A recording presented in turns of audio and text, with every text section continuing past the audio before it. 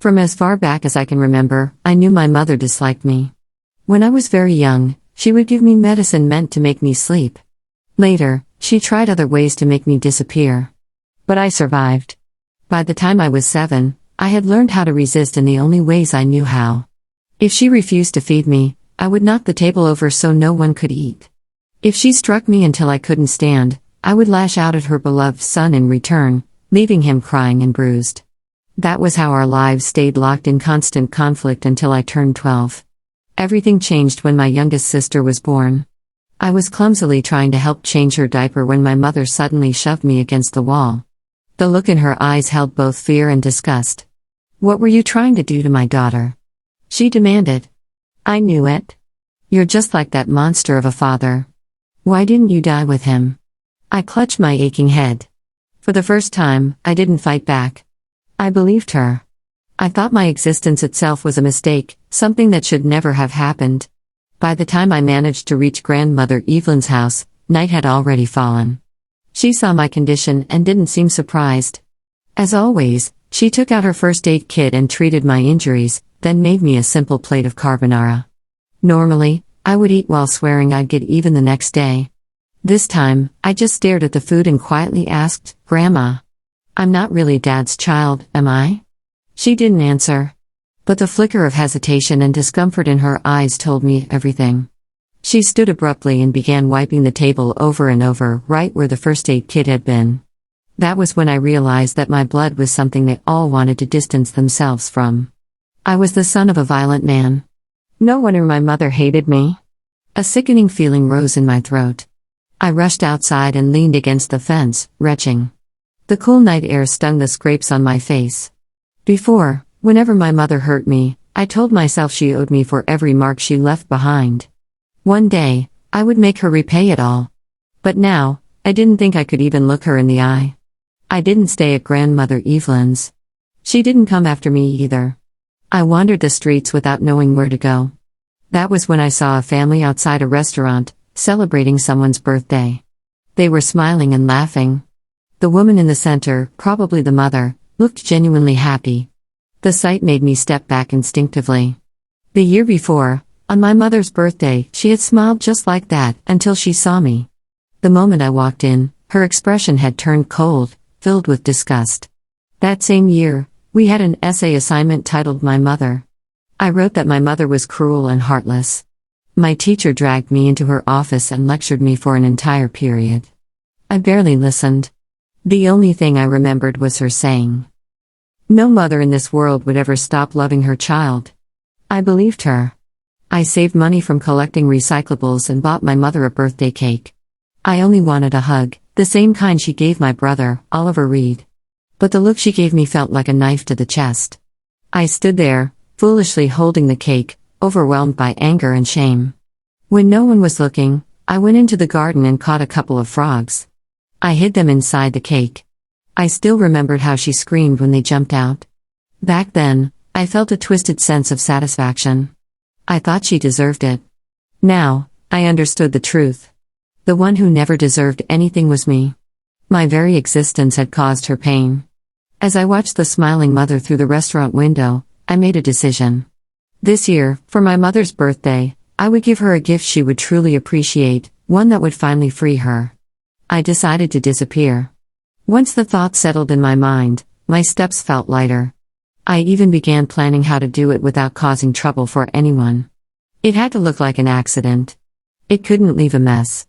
Before I could act, however, a patrolling officer spotted me and brought me home. My mother opened the door. As it shut behind us, I stared at the floor, unable to meet her eyes. Her voice was sharp and cold. "Why didn't you just die out there?" I almost answered back, but forced the words down. Still, I couldn't stop myself from asking, "What would you do if I really did die?" She didn't hesitate. "If you have the nerve, hurry up and do it. I'd celebrate." She walked into my siblings' room and closed the door. I stood frozen in the living room for a long time.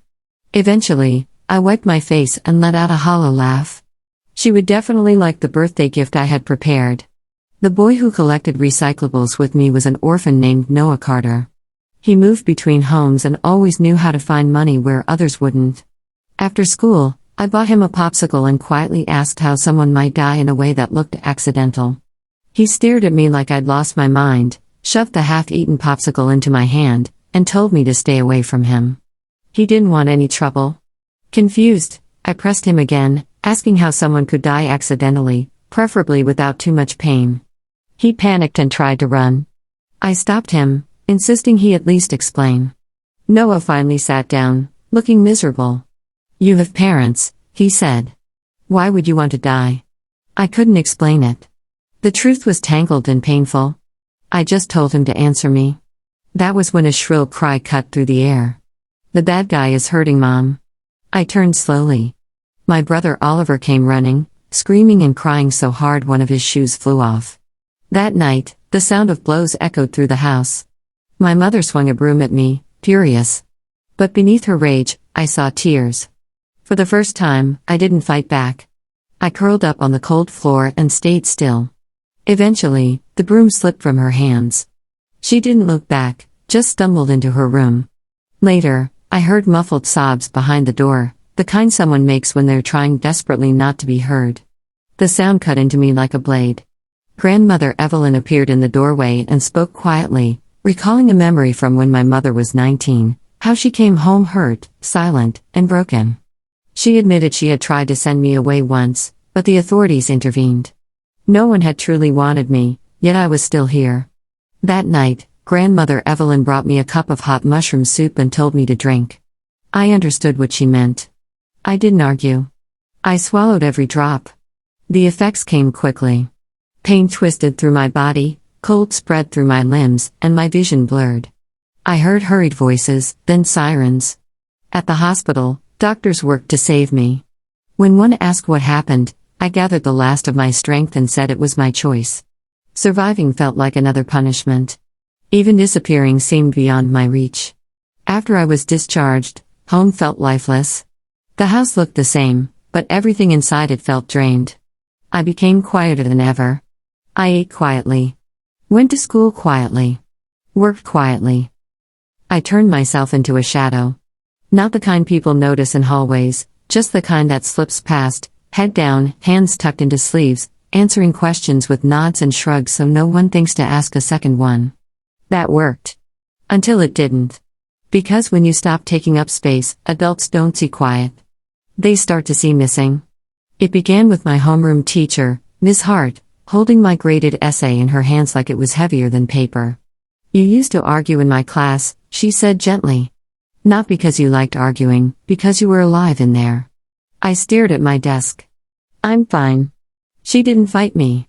She just placed a sticky note on the corner of my paper and slid it toward me. "After school. Guidance office. Just 10 minutes. 10 minutes. It sounded harmless. It sounded like a detention disguised as concern. I went because it was easier than refusing. The guidance counselor was Mr. Larkin. He had tired eyes and a way of speaking as if every sentence was a door he didn't want to slam. He didn't ask me if I was being hurt. He asked me what I ate for dinner. The question caught me off guard. "Whatever's there." "And who makes it?" No answer. "And when you're sick," he continued, "who takes you to the doctor?" Silence. He leaned back and looked at me for a long moment. "I'm not here to punish anyone," he said. "I'm here to keep you alive long enough to grow up." Something inside me twitched, an old reflex. The part of me that used to swing back when someone swung first. But I didn't have the energy for war anymore. So my voice came out thin. "Some people don't want me to grow up." Mr. Larkin didn't react. He didn't gasp or go pale the way adults did in movies. He just reached for his notepad and wrote something down carefully. "Tell me about your grandmother," he said. My stomach clenched. Grandmother Evelyn. The clean bandages. The carbonara. The silence that screamed louder than answers. "She's family," I muttered. He nodded, like he'd expected a word that vague. "And Noah Carter," he added casually, as if we were discussing classmates for a group project. My head snapped up. "How do you?" "He's been in here twice this semester," Mr. Larkin said. "He doesn't talk much. But he does have a talent for noticing when someone's about to vanish." I didn't see Noah again until the following Friday. I was behind the convenience store, sorting cans into a bag because the routine was the only thing that still made sense. My hands were numb. My head was empty. Then I heard a familiar voice, strained like he was trying to sound careless. "You look worse than last time." Noah leaned against the brick wall, arms crossed, his hair wind-tossed, his eyes sharper than a kid our age had any right to be. I didn't answer. He pushed off the wall and stepped closer, lowering his voice. "They called some people," he said. "After what happened?" My fingers tightened around the bag's plastic handles. "Who did?" "Your school," he said. "They don't call it what it is. They never do. They call it concern." My throat felt raw. Noah stared at me like he was deciding whether to be cruel or kind, and for once he chose kind. "I said something," he admitted. "Not because I like you. Because I don't like losing people for free." I swallowed. "You told them about my house?" "I told them you weren't safe," he said simply. "And if you're mad, be mad. But I've been in homes where kids disappear and everyone acts like it's weather. I'm not doing that again." The word again hung between us like a bruise. Before I could respond, a car door slammed behind us. A woman stepped out. She wore a plain jacket, carried a clipboard, and moved like she'd done this 1,000 times, because she had. "I'm Ms. Delgado," she said. "Child Protective Services." The world tilted.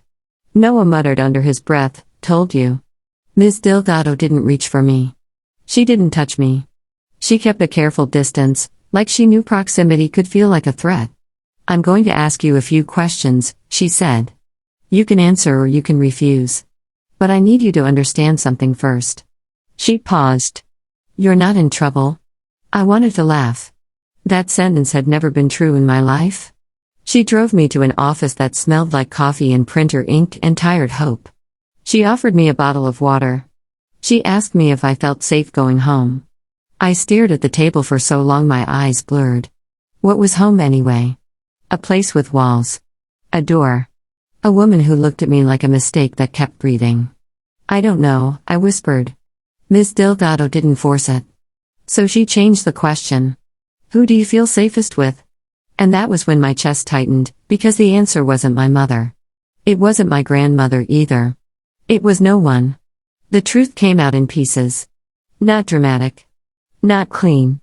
Just facts scattered like broken glass, the shouting, the fear, the way I learned to stop reacting so the storm would pass faster.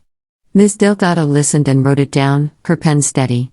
When she finished, she stood and spoke into the hallway. "Can you bring in the nurse?" A nurse came in, checked my bruises, looked at my wrists, my ribs, my shoulders. I flinched without meaning to. The nurse didn't say "poor thing." She didn't say "why didn't you tell someone?" She only said, "Thank you for letting me help." And that was the moment something in me cracked, not because I was sad, but because no one had ever thanked me for surviving. That evening, 2 officers accompanied Ms. Delgado to my house. My mother opened the door and barely looked at me. Her gaze went straight to the clipboard. "What is this?" she snapped. Ms. Delgado introduced herself. My mother's mouth tightened. "This is ridiculous. He's dramatic. He's always been dramatic. He." One of the officers glanced past her shoulder, toward the hallway. Toward the sound of my little sister babbling, oblivious. Toward Oliver's room. My mother followed his gaze and her voice sharpened. "You're not taking my children." Ms. Delgado's eyes didn't flicker. "We're not here for your other children," she said. "We're here about him." My mother's head snapped toward me like I'd slapped her. "Are you happy now?" she hissed, low enough that only I could hear. "You finally got attention." I stared at her, and for the first time in months I felt something like clarity. It wasn't attention I'd wanted. It was air. Ms. Delgado spoke again, firm and calm. "For tonight, he's coming with us." My mother laughed once, short, bitter. "Fine," she said. "Take him. Take the curse." The officer stepped forward. "Ma'am." My mother lifted her chin. "I don't care what you think. I don't want him in my house." The words should have destroyed me. Instead, they landed like the final proof in a case that had already been decided. Ms. Delgado looked at me. "Do you have anything you need to pack?" I hesitated. Not because I cared about the house. Because I didn't know what I was allowed to want. "My backpack," I said quietly. And my jacket. Upstairs, my room looked like it belonged to a ghost. I grabbed my backpack from the corner. My jacket from the hook. And on my way out, I passed Oliver's door. He stood there, peeking from behind it, eyes wide and wet with confusion. He didn't look triumphant. He looked scared. For a split second, I saw what I'd never allowed myself to see before. He wasn't the enemy. He was just the one she loved. And that wasn't his fault. He whispered my name, so small I almost didn't hear it. I paused. Met his gaze. Then I did something that surprised both of us. I lifted a finger to my lips, not to silence him, but to tell him something else. Not here. Not like this. Then I walked out the door. In the car, Miss Delgado didn't talk much. She let the silence be what it was, a numb space where my body could realize I was leaving and not being dragged back. Streetlights streaked across the window. My breath finally stopped shaking. Noah was sitting in the lobby when we arrived at the temporary placement building, swinging his legs like he owned the place. When he saw me, he stood. He tried to look indifferent. Veiled. Hey, he said. I blinked at him. Why are you here? He shrugged. They said I could wait. I told them you're bad at asking for things. My throat tightened. I didn't ask you. I know, he cut in quickly, then softened his voice. That's the point. Ms. Delgado cleared her throat gently. We're placing you somewhere safe for now, she said. Tomorrow we'll talk about next steps. School. Stability. Long-term options. I nodded, because nodding was the only thing I knew how to do when adults talked about my life like it was paperwork. But Noah leaned closer and murmured, almost too quiet to hear. Next steps are yours, he said. Not hers. That night, I lay in a clean bed that didn't smell like my house, staring at a ceiling that didn't feel like a cage. I expected guilt to come. I expected fear. Instead, exhaustion rolled over me like a wave. And just before sleep took me, I remembered Grandmother Evelyn's hands, wiping the table again and again, as if she could erase blood with friction. If everyone was so desperate to distance themselves from my father, then why had they kept me? Why had they let me stay in the same house as the woman who looked at me like I was poison? The question settled into my chest, not as pain, but as something sharper. A need to know. Because if I was going to build a life, I needed the truth. And the truth, I was starting to understand, wasn't just about who my father was. It was about what my mother had been running from. And why she chose me as the place to dump all her fear. The next morning, Miss Delgado returned with a man in a suit and a file folder that looked too thick for a kid my age. He introduced himself as a court-appointed advocate. Then he opened the folder, looked at me carefully, and said the words that changed everything. We found inconsistencies in your birth records. I felt the room go cold. Inconsistencies? I echoed. He nodded. There's a name that appears. And then disappears. A signature that doesn't match. And one sealed document that your grandmother personally requested. My heart slammed. Grandmother Evelyn. The carbonara. The first aid kit. The silence. The man closed the file. We're going to ask her to testify. Outside the window, the world kept moving like nothing had happened. But inside me, something lifted its head for the first time in years. Not anger. Not revenge. Something cleaner. Something dangerous. Hope. Because if my blood wasn't what they said it was, then maybe, just maybe, my existence had never been the problem. And if that was true, then the people who broke me would finally have to answer for it.